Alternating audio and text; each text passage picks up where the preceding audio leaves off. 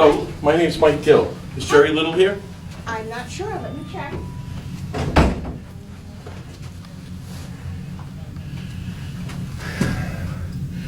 I'm not sure. Let me check. Let me explain. They're running to old Jerry and say, Mike Gill's here. So if you hear a window sliding up and a thump, that's him jumping out. We've got a better chance of her coming back and say he'd like to speak to me than winning the lottery. But let's see.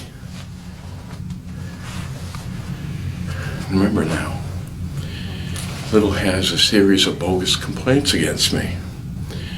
They're threatening me with my license right now to turn around and cover up the scam that they ran on me with Richard Head, right? That's Follow the Head, where you see all the redactions. Right, they changed the classification of my notes to get the DRA and Banking Commission off the hook. The same people covering up the drug dealers. That's why they gotta shut me up. It'll just be a couple minutes, sir. Okay, good, thank you. Wow. Couple minutes. We'll keep this on camera. Your phone. Keep it on pause. Undercover. No, I'm sorry, sir, it'll just be a couple more minutes. Okay, that's fine.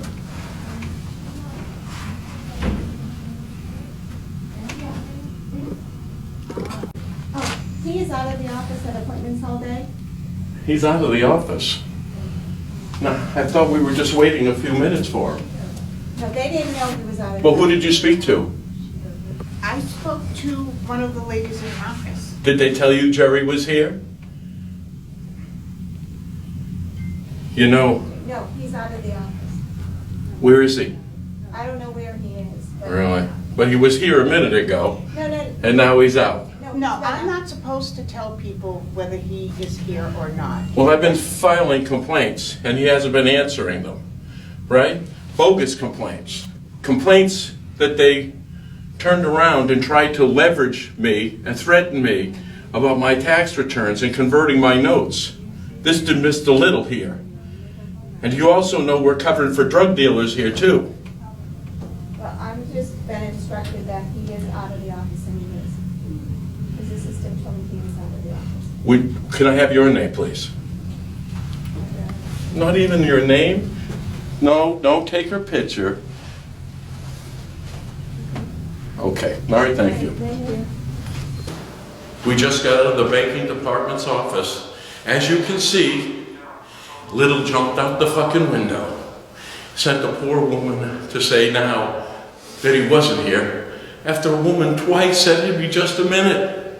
Right? This is the criminal. They are trying to extort me. They're laundering and protecting drug dealers. They're trying to extort me to shut my mouth with what's going on. Don't forget, Little and Avard sat next to each other. So State Senator Avard, who put the FRM bill that was corrupted, was also involved with Little, who then became the banking commissioner. And just prior to becoming the banking commissioner, he wrote a law as the state senator to not audit credit unions, banks within the state. They don't want to audit them because they are corrupt, and that gives him a pass. See? That's why they don't want to see me. Mike Gill, State of Corruption. Mike Gill, State of Corruption. You're going to watch a brief video of me going to visit Jerry Little, the new banking commissioner. Now, he's only sitting on multiple bogus complaints with me. They're only trying to find me and threatening me my license because I uncovered, you'll see, Follow the Head, when they redacted all the evidence to try to switch over notes to make the DRA, Department of Revenue, correct. Where they're leveraging me. It is an AG's operation. Right. Richard Head. Now remember, the Attorney General's office covers for the whole state. Every agency that's corrupt, and they all are. Wherever you can make money is where these bastards are. Right. Listen, we've been taken over. It's quite that simple. We trusted a bunch of lawyers who say nothing but trust me, right? They became your politicians. They became your judges. They wrote the laws. They took over the departments in this state. The AG's office is 90% from one law firm, McLean. And the last 4 AGs have been all from McLean. All that was left was how they were to cut you up. And what I'm going to explain to you here with the banking department, and the AG, and again, Richard Head, one witness gives you every corruption where all the bones are buried in this state. That's part of the cover-up of the AG's office. See? That's what it gives us. All right. So let's go to the banking. Jerry Little. You know, the guy who jumped out the window, who's leveraging me. I'll bet you didn't know this, but you know who appointed Little? Chris Sununu's daddy. Right. So Sununu was sat on that executive council meeting. I'll put that in the back of me. Doing the laundry. You didn't hear Little or Van Ostrom, left of my right, ask me one question, and I was only talking about drug dealing, covering up with the banking department, FRM, that you're going to find out Sununu knew all about, yet he didn't have one single question. But what you did see was maybe a political move. The AG's office was vulnerable. Sununu knew this. The banking department, the new commissioner, by the way, Little, 1 year before he gets in there, he writes a bill as the state's attorney sitting next to Kevin Avard. You know what that was? So that the banking department doesn't have to audit anymore. We can do it on trust. You don't need to spend that money. Right after I called him a drug launderer, and he takes the job. This way here, he's covered. That's right. Daddy Sununu appointed him way back when.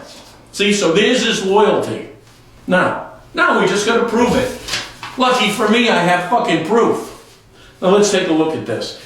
I caught the AG's office, Richard Head. Remember, follow the head from banking. We're trying to classify the notes. They got to take me out before I take them out. And it's that fucking simple.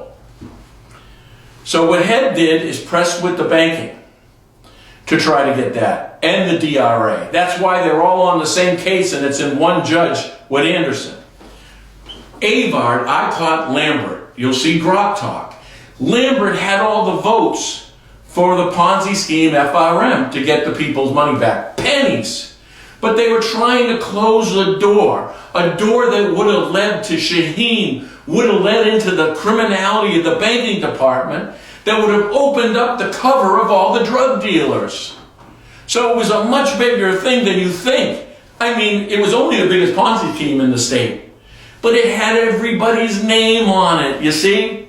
So when Avard became the state senator, they approached D'Alessandro, this guy Little. Little and Avard sat a foot from each other. What a coincidence. But it wasn't. Avard was working with me when I caught that FRM bill. And I caught Lambert, and you can watch it on Grok Talk, was cutting a deal with the victims for pennies. Harry Bean, you're going to hear this name. He's a victim of FRM, one of the spokesmen for the group. Well then, Avard hears this and knows that Lambert's now getting paid, and he met with the AG. Richard Head. The reason why Head set him up with all the notes was to give enough evidence to open up the case to give these guys pennies so you wouldn't catch them. Now Avard, I brought to his attention, and he writes a letter, as I did, and you see in the text that I did, to the Department of Justice, calling out the criminality of FRM and the drug dealers, and why it was so important. Well, Kevin wrote the same letter. Now, these are our text messages. He goes, Mike, the DOE, the Department of Revenue, Family Court, it's a banana republic. We can find only victims there. So we were on the same team. In fact, this regress committee that Kevin Avard has been on all these years, I sponsored. Right, I paid the fucking bills. Then he goes, I posted something Harry sent and tagged you on Facebook. Harry's ready to sign and submit ASAP to the Department of Justice. But then Avard goes this way, right? And I'll post it. I think Sununu smells blood in the water and so does Hassan. What the fuck does that mean? Sununu's talking to Avard? Why?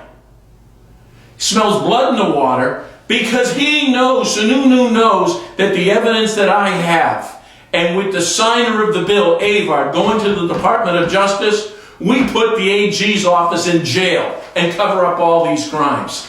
Sununu does smell blood in the water, and so does Hassan, right? Because now there's a leverage piece out there, which is why I think Sununu moved to be governor. He goes on. FYI, I talked with Chris Sununu.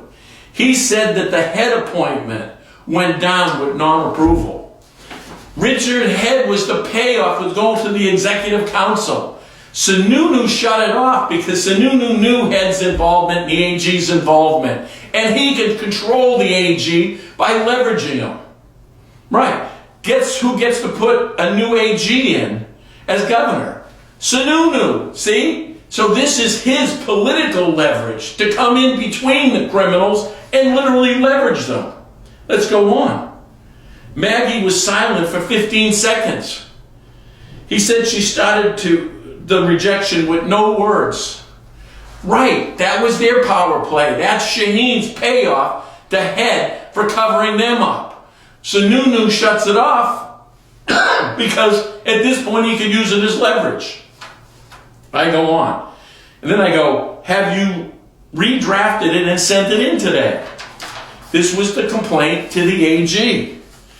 I think that's what we're using to bribe their silence, to job Sununu to put a bigger reason why they wanted it out of protection. Me, what I was trying to tell him was, I was trying to say that I believe Sununu was involved in this. Again, he tells me Harry Bean was contacted by Sununu. And he told Harry about that he stopped Richard Head getting in. That means for him to say that to Harry Bean knows the corruption in the AG's office, and Richard Head was behind him, right? And he wanted to calm off Harry Bean and Avard, because I haven't talked to them since, right? Because now he has something. If we sent that complaint into the Department of Justice, Sununu wouldn't have anything to leverage these bastards with. No, and they'd all be in jail. So let's take a brief look. This was the letter that went to the AG's office on August 5th. On July 21, this was Kevin Avard's statements. All right? And we'll post it. My interest is helping the victims of FRM Ponzi scheme. Began in October of 13 when I had an interview with the Calvarys, another FRM victims. Then followed Mark Conley. The next time I spoke to the victims of FRM was in August of 14 when I attended a victims meeting in the Somersworth office of mortgage specialists. I literally would have victim groups. There was that victim, I must have had 40 or 50 members of FRM there. So I discussed it. You know what they all found out? Do you know what 80% of them lawyer was? Bill Shaheen, the same asshole who owned the Ponzi scheme. You see how they covered it up and told one another not to say anything. So when he went there, I had a commitment to him and decided to run for New Hampshire Senate. I would try to help these people get justice. So he's saying after one of my victim groups, he decided to run for state senator, and he did, and I supported him, and he won. Okay? And this was what he was supposed to do, but the very first thing was help these victims. But he knew the cover-up of the AG's office. He knew about Richard Head. Let me go on. My first week in office after being elected, I was in the office and filed my first piece of legislation. Former Representative George Lambert stopped me in the hallway and asked me to do something about FRM. Lambert's not even in office. What's he even doing there talking to him about that? Mr. Lambert then followed me to the office. because he is no longer a representative, he was not allowed to stay in the office. So I asked to redraft for Senator D'Alessandro's bill, helping the victims of FRM. All right? So in other words, you know, the guy sitting next to him was Little. Lambert was the one getting paid, working out of the AG's office, who got the evidence of. So Lambert is an AG plant of Head and Foster to get all of these guys off the FRM bill. Then he goes on. The first day I reached out to Lambert, asked him to testify, and he'd agreed. Would you mind asking to sit next to me during the testimony? Lambert had to hold Avard's hand. As if the hearing was preparing, George, prior to the hearing, said to me, "Trust me." Here's a rule, by the way. When someone says, "Trust me," don't. I have all the votes. He said the same thing to me. How did Lambert know we had all the votes? He said, I could say not that having not had the hearing yet. So Avard's even questioned, how do you know that? It seems odd that he would say such a thing. He also said we really didn't need Gil to testify. He was afraid I was going to find out from the victims. Yeah, good reason I did. Mike may blow it for us. I insisted on having Gil testify. Mr. Lambert didn't testify alongside of me. There was an additional testimony from Senator D'Alessandro and several victims of FRM as well as myself. Right, you get to see that video. After the hearing, Mr. Gil knew George, meaning Lambert, made a deal with Harry Bean to get paid. I said no, looking how the facts went, to Harry Bean. At that time, I was uncertain. I went to Mr. Bean and asked him if he made some kind of deal. He said there was a verbal agreement, but didn't know how much. I told Bean that it was, in this case, it was not legal. Right, Lambert's not a lobbyist or a lawyer. He's just a corrupt son of a bitch who's worked out a deal with the AG's office in Head. Head literally gave him his notes so they could have this turned over. I was made aware July 15th after the fact on an interview at Grok Talk. I will attach it. You got Lambert confessing. I thought it was Trump because he had previously asked me to go. I already declined. He said it had nothing to do with Trump, but with Gil accusing him of extortion on a radio interview. You watch the interview. You tell me if it's an accusation or a confession. Instead of calling him back, I listened to the interview. Mr. Lambert declared in the interview that in fact he had a financial agreement with FRM victims and failed to tell anybody, including Avard, because that would have incriminated Avard. So Lambert told him all the bill would pass and so forth. Then I contacted Lambert and told him I wanted to end our relationship. At that time, cut all ties, Facebook, everything. Shortly after that, Mr. Bean called me that Lambert was trying to call him, that he refused to pick up his calls because Lambert had called his wife and a number, and Bean didn't recognize the number. When I answered, she identified me and then put George on the phone. George asked me to go to Grok Talk and basically said it wasn't true. And Harry Bean declined. But the point being is, right, watch this. This is the final sentence. The reason I'm filing this is because there seems to be a relationship between Lambert and Richard Head of the Attorney General's office. Remember, Head gets you everybody. I am not sure the Attorney General's office can look at this objectively. They're looking at themselves. In recent years, according to Grok Talk interview, Mr. Lambert received notes from Mr. Head with regards to FRM. Why are they talking? The Assistant Attorney General. Head's using Lambert to incriminate and get them off the hook. And then he regards FRM victims and now State Senator Soucy. Donna Soucy, who's now your state senator in Manchester, was the lawyer for the Banking Commission, so she was involved in this. See? Banking Department, AG's office. There seems to be a relationship with Head, potential in Soucy, to protect. We need an outside organization to investigate this to get the bottom of what's happening. All right? Now this address to the criminal division of Department of Justice in Washington. Except for he got a call from Sununu. And now he's wearing an AYOT t-shirt. Right? Now me and Kevin don't speak. You know why? He turned his back on everybody. Sold us out. You know where he sent the complaint? To the AG's office instead. 9 days later. And he goes on about the Ponzi scheme. Right? And they're recently aware of the potential violation of lobbying rules. The planning committee prior, I approached by former Representative Lambert. He told me to trust me. Right.